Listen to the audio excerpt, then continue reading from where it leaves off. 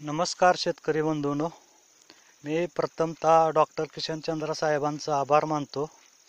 त्याने एकदम स्वस्तातलं स्वस्त असं वेस्ट डिकंपोजर हे कल्चर तयार केले.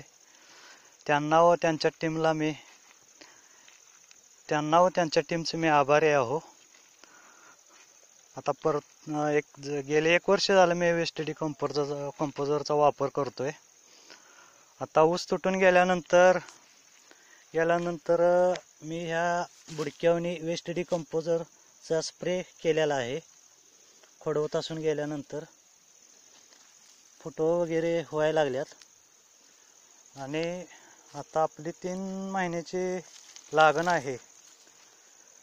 ही सरी लहान असल्यामुळे ह्या पाला कुट्टी केल्यानंतर ह्या सरीतला पाला मी लागणीमध्ये शिफ्टिंग केलेला आहे. पाणी पाजून पाल्यावर वेस्ट डिकंपोजरचा वापर केलेला आहे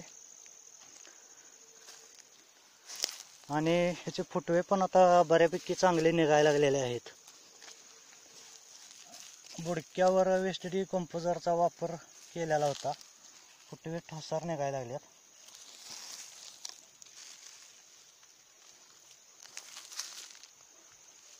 आपल्या जमिनीचा सेंद्रिय कर्ब जर वाढवायचा झाला तर रानातला पालापाचोळा असू दे, तुमचं तणकाट असू दे, काही रॉ मटेरियल असू दे, रानातल्या रानात कुजलं पाहिजे. जसं की आपण भांगलणीचे तणकाट वगैरे बाहेर शेताच्या बाहेर काढतो, तसं न करता रानातल्या रानात ते कुजवलं पाहिजे. वेस्ट डिकंपोजरचा चांगला रिझल्ट आहे. महाराष्ट्रातील प्रत्येक शेतकऱ्याने त्याचा वापर केला पाहिजे. ह्या 3 महिन्याच्या ऊसाला मी कोणतेही रासायनिक खत अजून तरी दिलेलं नाही. फुटवे पण चांगले आहेत. ऊसाची वाढ पण चांगल्या पद्धतीने आहेत.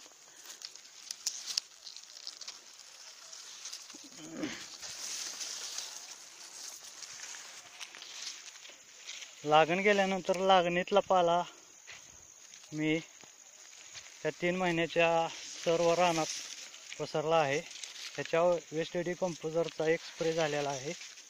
आपल्या जमिनीचा सेंद्रिय कर्ब चांगला वाढवायचा असेल तर रानातला पालापाचोळा, तणकाट वगैरे रानातल्या रानात तुम्ही कुजवलं पाहिजे. कांद्याची साईज पण चांगली आहे.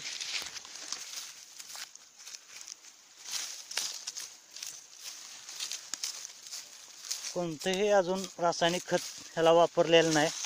फक्त वेस्ट डिकंपोजरचा वापर केलेला आहे. ग्रोथ चांगली आहे.